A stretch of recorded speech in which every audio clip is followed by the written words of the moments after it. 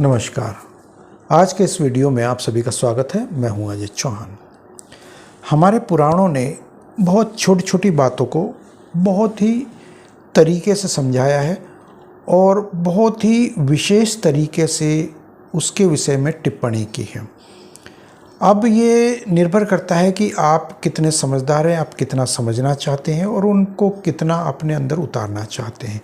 तो जैसे कि अभी ये नवरात्र प्रारंभ हुआ है और ये चैत्र नवरात्र है और यहाँ से ऋतु परिवर्तन हुआ है, यानी कि अभी तक आपने जो जिस शीत ऋतु का जो समय बीता है उसमें आप जो खाते पीते थे, जो भोजन लेते थे, वो उसको अब त्याग करके एक नई ऋतु का प्रारंभ हुआ है, ग्रीष्म ऋतु का।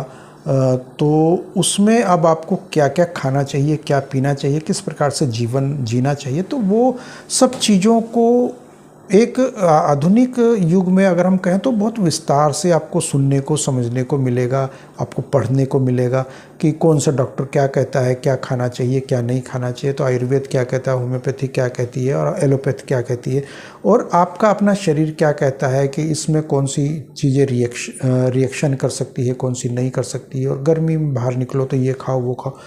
तो इस सब को समझने के लिए सिर्फ एक छोटा सा एक सेंटेंस जो हमारे पुराण कहते हैं वो कुछ इस प्रकार से है कि जब हिमपात हो तब हिम भक्षण करे।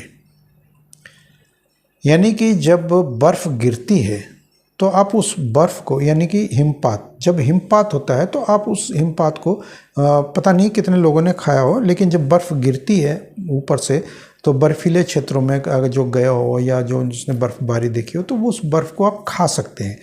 मैंने भी खाई है। तो वो आप मतलब पेट भर के नहीं तो थोड़ा सा आप चख सकते हैं, स्वाद ले सकते हैं उसका।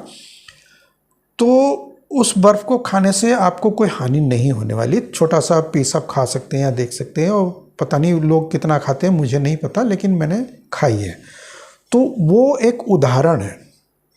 लेकिन अगर हम रियलिटी में इसको देखें तो जो अभी मैंने जो कहा वो ये है कि जब हिमपात हो तब हिम भक्षण करें, यानी कि आप तभी उसको खा सकते हैं, बर्फ़ को, उस हिमपात को। जब वो हिमपात होता है तभी आप उसको खा सकते हैं। यानी कि इसमें यहाँ बिल्कुल सीधा और सटीक सा एक उदाहरण दिया है उन्होंने, और बहुत ही अच्छे तरीके से समझाया है कि आपको वो बर्फ़ तभी खाने को मिलेगी जब वो आसमान से गिरेगी।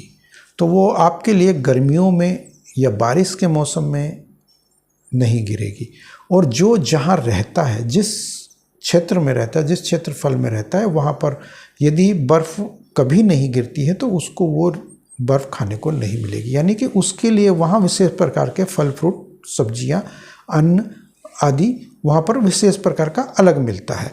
और जो पहाड़ों में रहता है उसको अलग प्रकार का मिलता है, और जो मैदानी इलाकों में रहता है उसके लिए अलग, रेगिस्तानी क्षेत्रों में रहता है वो अलग प्रकार से, जो वन क्षेत्रों में रहता है उसको अलग प्रकार से मिलता है।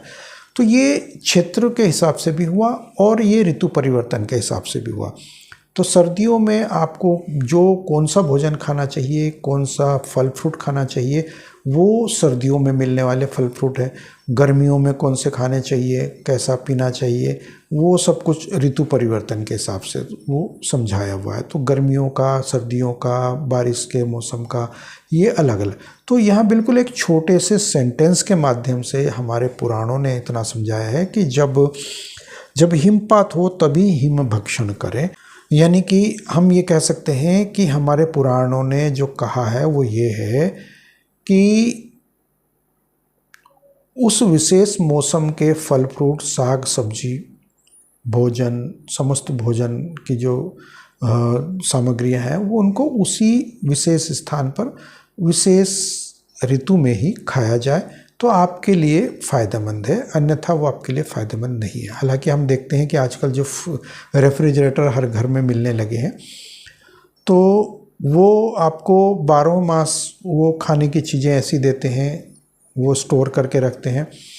तो कोल्ड स्टोरेज हो गए हैं, तो वो सब चीज़ें तो ये धीरे धीरे आपको मिल तो रही है, स्वाद भी मिल रहा है, सब कुछ मिल रहा है, आपको लगेगा कि सेहत भी ठीक हो रही, लेकिन अंदर ही अंदर वो आपको धीरे धीरे वो आपको एक बुढ़ापे की तरफ, जल्द समय से पहले बुढ़ापे की तरफ लेकर जाती है और आपकी मांसपेशियों को वो कमज़ोर कर देती है, क्योंकि आप समय के अनुरूप नहीं चल रहे हैं।